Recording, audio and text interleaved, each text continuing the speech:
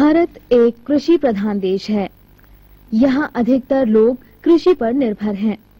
कृषि में अधिकतम उत्पादन करने के लिए यह आवश्यक है कि ऐसे साधनों और नवीन तकनीकों को अपनाया जाए जिससे उपज की पैदावार भी बढ़े और साथ ही किसान भाई लाभान्वित भी हो सकें।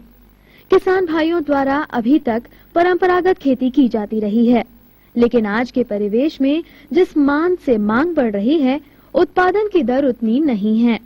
कारण है कृषि उत्पादन के लिए नए नए साधनों और तकनीकों का बेहतर ढंग से प्रयोग न हो पाना।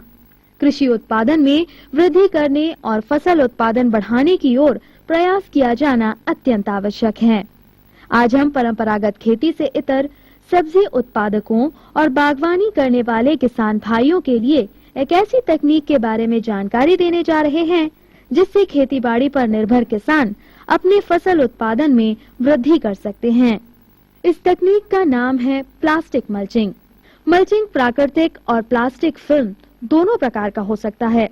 हालांकि परंपरागत संसाधनों के माध्यम से यानी कि सूखी घास, पत्ते, बुरादा, छाल आदि से मल्चिंग का उपयोग होता रहा है, जबकि इसमें कई तरह की कठिनाइयां हैं। एक तो सामग्री जल्दी सड़ जाती है, दूसरा बार बार मल्च करने की स्थिति बनती है।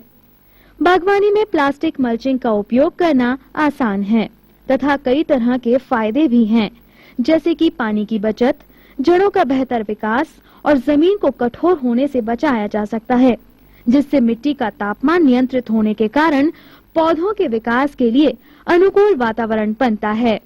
यही नहीं, बीज का जल्द अंकुरण और उपज बढ़ाने में भी प्लास्टिक मल्चिंग तकनीक की अहम भूमिका होती है।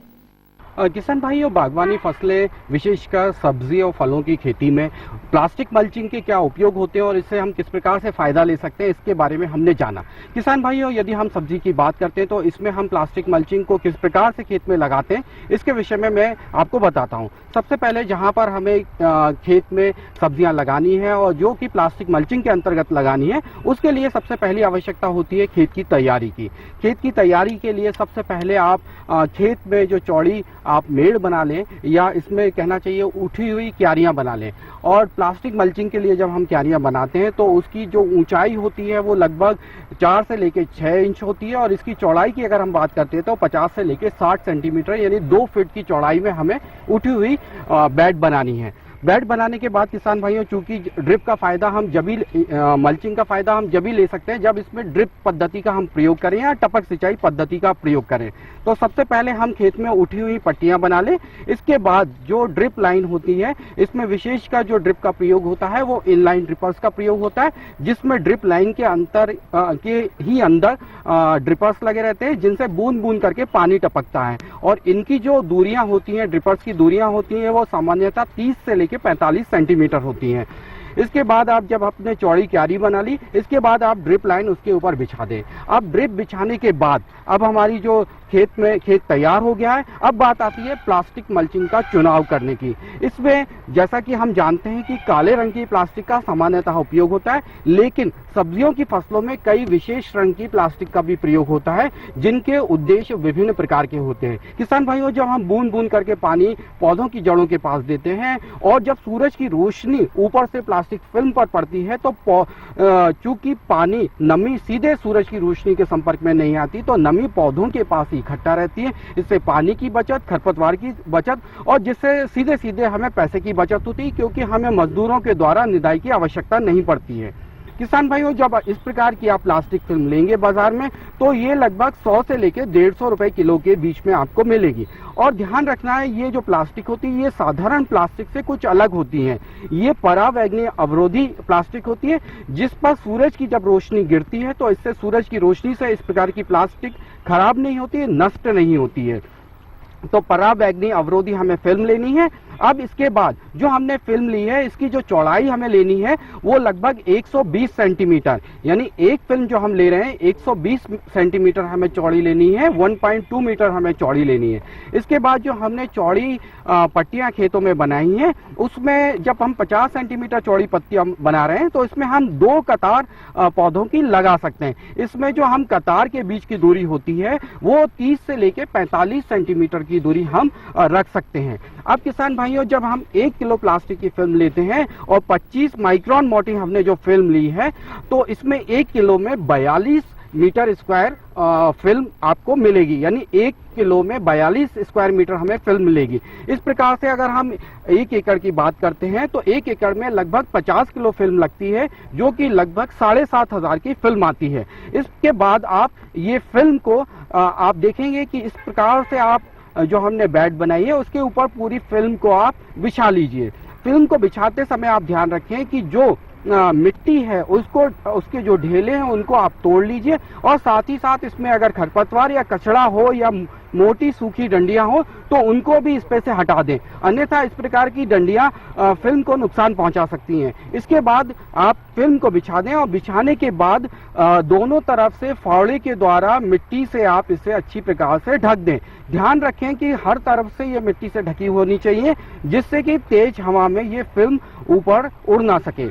अब इसके बाद बात आती है इसमें पौधे लगाने की। इस प्रकार से जब आपका पूरी तरह से मिट्टी के द्वारा ये दोनों जो कोने हैं वो पूरी तरह से ढक जाए, तो अब बात आती है हमें टेप की सहायता से हम इसमें निशान लगाते हैं कि कितनी दूरी पे हमें छेद करना है। तो सबसे पहले आप टेप की सहायता से जब हम टमाटर लगाने जा रहे हैं तो इसमें लगभग 60 सेंटीमीटर की दूरी पर आप इसमें एक छोटे छोटे से छेद कर ले। ये निशान इस बात के लिए लगाए जाते हैं कि कहाँ पर हमें पौधे लगाने हैं। अब बात आती है इसमें जहाँ पौधे लगाने हैं वहाँ पर बड़े छेद करने की। इसको छेद करने के लिए किसान भाइयों प्रायः हम जो हमारे जीआई पाइप होता है, 3 इंच का जो जीआई पाइप होता है उसका प्रयोग स्वयं ही इसके पाइप जो है जीआई पाइप उसको गर्म करके जहाँ पर हमने निशान लगाए थे वहाँ पर आप इस प्रकार से आप छेद कर सकते हैं। और छेद का आकार 3 इंच से कम नहीं होना चाहिए, अन्यथा यदि हम छोटा छेद करेंगे और इसके अंदर यदि हम पौधे लगाएंगे तो पौधे का तना यदि प्लास्टिक के संपर्क में आता है तो इससे पौधों के मरने की संभावना ज्यादा रहती है। इसलिए हमें बड़े आकार के इसमें हमें छेद करने हैं। अब बारी आती है कि यहाँ पर हमें रोपण करने की। खेत में पौधे लगाने से पूर्व उनका पौधों का उपचार करना बहुत ही आवश्यक है। पौधों का उपचार करने से इसमें जो जड़ से संबंधित रोग आते हैं उन पर नियंत्रण हो सकता है। इसके लिए इसके उपचार करने के लिए कार्बनडाजिम 50% दवाई बाजार में उपलब्ध होती है। इसकी जो मात्रा हमें लेनी है 1 ग्राम 1 लीटर पानी में 3 ग्राम हमें कार्बनडाजिम लेनी है। उसके बाद इसे आप पानी में डाल के अच्छी प्रकार से लकड़ी से घोल इसका आप बना लीजिए। और घोल बनाते समय सावधानी आपको रखनी है कि ये दवाई जो है हाथ पर ना लगे, या तो फिर दस्ताना पहन लें या बड़ी लकड़ी की सहायता से घोल बना लें। इसके बाद आप जो आपके जो पौधे हैं पौधों को ट्रे में से निकालने के पश्चात इसको एक एक पौधे को लगभग 3 से लेकर 5 मिनट तक आप इनकी जड़ों को अच्छी प्रकार से ज़मीन में निकाल के फिर इसमें आप दवाई के मिक्सचर में से डाल दें। अब इसके बाद निकालने के बाद जब हमने जहाँ पर छेद बनाया है, पॉलीथीन में छेद बनाया है, उस पॉलीथीन में हम प्रत्येक छेद में एक एक पौधे को हम इसमें लगाते हैं। पौधों को लगाते समय किसान भाइयों आपको सावधानी रखनी है, जितना पौधा प्लास्टिक की ट्रे में था उतनी ही गहराई पर हमें यहाँ पर इसमें पौधों को लगाना है। और ये पौधा जो है प्लास्टिक की फिल्म में बीचों बीच आना चाहिए। इसके बाद इससे अच्छे ढंग से जो मिट्टी है उससे आप इसमें मिट्टी डाल से इसे ढक दें। इसके बाद जब हम पूरे पौधों को लगा देते हैं उसके बाद तुरंत हम इसे हजारे से इसमें पानी दे देते हैं। इसके बाद आप पौधों की जल मांग के हिसाब से आप इसमें पानी दें। प्रायः जो हमें पानी देना है वो शुरू में प्रतिदिन हमें कम से कम 2 घंटे के लिए हमें ड्रिप इरिगेशन या टपक सिंचाई का जो हमारा संयंत्र है उसे चलाना है, जिससे प्रत्येक पौधे में लगभग 2 घंटे में प्रत्येक पौधे में 4 लीटर पानी जाएगा। इस प्रकार से हर 3 दिन के अंतराल पर आप पानी देंगे तो इससे पानी की भी बचत होगी। और किसान भाइयों इस प्रकार से जब हम पौधों को लगाते हैं तो इसका आप सबसे बड़ा फायदा आप देखेंगे कि इसमें खरपतवार नहीं उगेगी। और खरपतवार निकालने के लिए जो हमें श्रम की मदद होती है या श्रमिक की मदद होती है वो लगभग 0 होती है।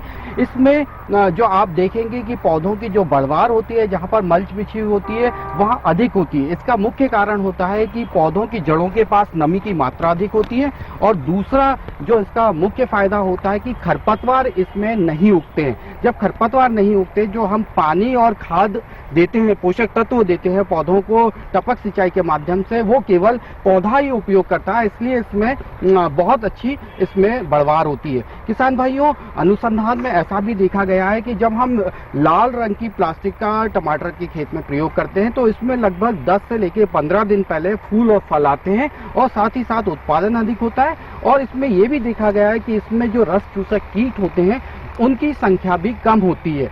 अगर आप बैगन में मल्च फिल्म लगाना चाहते हैं, तो इसके लिए जहां टमाटर में हमने लाल रंग का प्रयोग किया था, तो इसमें आप चांदी के रंग का या सिल्वर कलर की जो प्लास्टिक फिल्म आती है, उसका आप प्रयोग कर सकते हैं, क्योंकि इसमें रस चूसक कीटों का प्रकोप काफी होता है। तो इस प्रकार की जब हम फिल्म लगाते हैं, तो इसमें रस चूसक कीटों का प्रकोप कम होता है, और इसमें इसकी बढ़वार भी अच्छी होती है। जैसा कि आप देख रहे हैं कि जो हमारी फिल्म वाला पौधा है वो स्वस्थ है, लेकिन जिसमें हमने फिल्म नहीं लगाई है, उसमें कई प्रकार के रोग एवं साथ ही साथ उसकी बढ़वार में भी कमी हमें यहाँ पर दिखाई दे रही है। यहाँ पर आप देखेंगे कि हमने यहाँ पर शिमला मिर्ची में भी इस प्रकार की फिल्म का प्रयोग किया है। शिमला मिर्च में जब हम फिल्म लगाएंगे, तो शिमला मिर्च में हमें चमकीली जो फिल्म है या सिल्वर कलर की फिल्म है, उसका प्रयोग करना है, या फिर आप काले रंग की प्लास्टिक फिल्म का भी प्रयोग कर सकते हैं।